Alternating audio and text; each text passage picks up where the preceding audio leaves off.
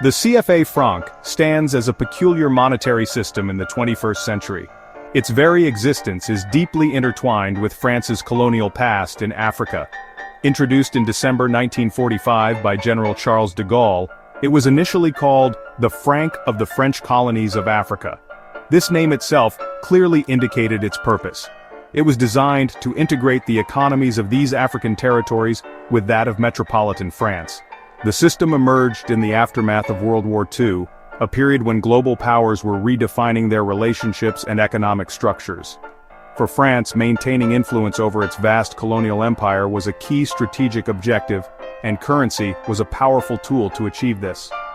The creation of the CFA franc was not an isolated act of monetary policy. It was part of a broader framework designed to preserve French economic dominance. The CFA franc zone became a critical component of this strategy. It allowed France to control the monetary policies of a significant number of African countries, effectively extending its economic reach long after formal colonial rule began to wane. The colonial roots of the CFA franc cast a long shadow, influencing economic realities and political debates well into the 21st century. The CFA franc system operates across 14 African nations, divided into two distinct monetary zones. The first is the West African Economic and Monetary Union, comprising Benin, Burkina Faso, Côte d'Ivoire, Guinea-Bissau, Mali, Niger, Senegal, and Togo. The second is the Central African Economic and Monetary Community, which includes Cameroon, Central African Republic, Chad, Republic of Congo, Equatorial Guinea, and Gabon. Each zone has its own central bank: the Central Bank of West African States for WAMU, and the Bank of Central African States for CMAC. A cornerstone of the CFA franc system was its peg to a strong external currency, initially the French franc and later, from 1999, the euro. This peg was maintained through a guarantee of convertibility provided by the French treasury. The system's mechanics ensured that France remained the ultimate guarantor and consequently, the ultimate beneficiary of the monetary arrangement. The year 2012 brought a stark focus to the quantifiable financial extraction facilitated by the CFA franc system. The requirement for member states to deposit 50% of their foreign exchange reserves into the French treasury meant that substantial sums, earned through the hard work and resources of African nations, were not available for domestic investment or development.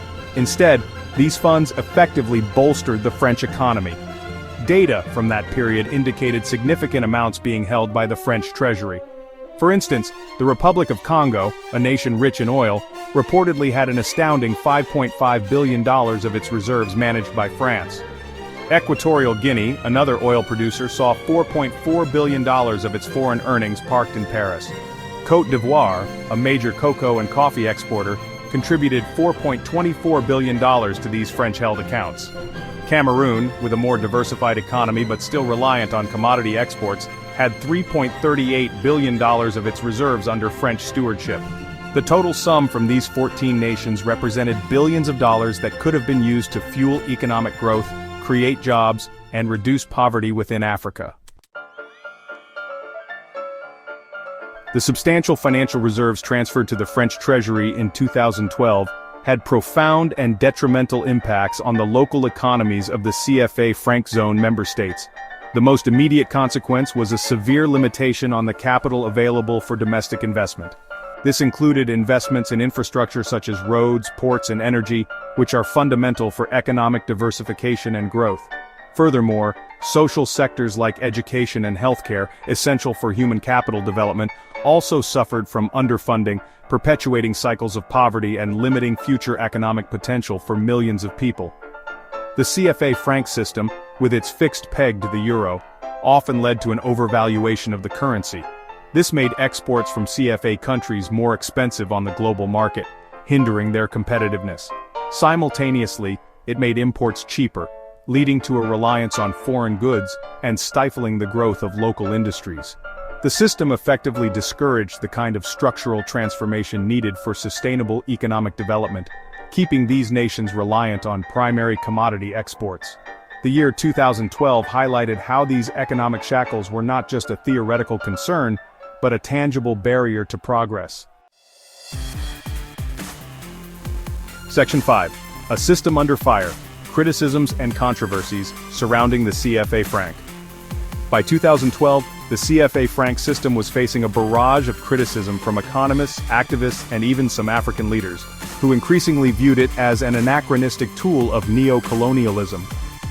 The core argument was that the system perpetuated French economic and political domination over its former colonies, long after they had achieved political independence.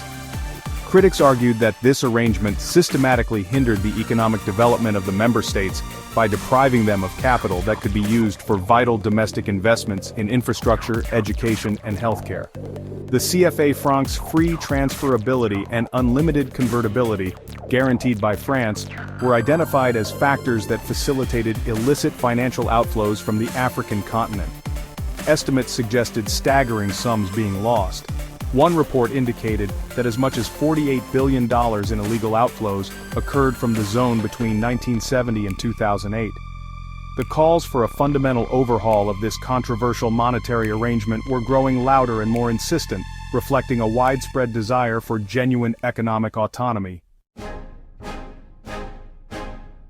Section 6. African Voices: Rising Leaders Demand Monetary Reform. As awareness of the CFA franc's implications grew, several African leaders began to publicly question the system and call for significant reforms, particularly around 2012 and in the years leading up to and following it. President Patrice Talon of Benin, for instance, became a vocal critic. He argued that African countries should have more control over their currency and, crucially, should be able to manage their foreign reserves themselves, rather than depositing them with the French treasury. Another prominent voice calling for change was Chad's President Idriss Déby Itno. He was particularly critical of how the CFA franc system, in his view, hindered African development. However, not all leaders within the CFA zone shared these critical views. President Alassane Ouattara of Côte d'Ivoire, a former IMF official, was a notable supporter of the CFA franc. These differing perspectives among African leaders underscored the complexities and political sensitivities surrounding any potential reform of the CFA franc. Section 7. Global Scrutiny and France's Position on CFA franc Reform.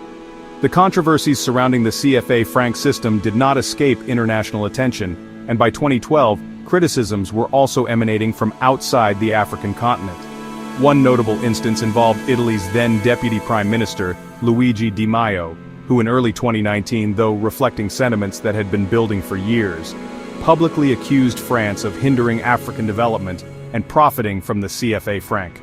France, for its part, often maintained a defensive posture, emphasizing the voluntary nature of membership in the CFA franc zone and highlighting the stability it purportedly offered. French President Emmanuel Macron, who came to power after the 2012 period but inherited the ongoing debate, stated on several occasions that France would be open to and supportive of any solutions proposed by the African leaders themselves regarding the future of the currency. Despite these pronouncements, skepticism remained about France's true willingness to relinquish the significant economic and political leverage that the CFA franc system provided. Section 8. Charting a New Course, Proposed Futures for African Monetary Independence. As the debate around the CFA franc intensified around 2012 and beyond, various proposals for reform and alternative monetary arrangements began to gain traction. One commonly discussed option was to change the peg of the CFA franc.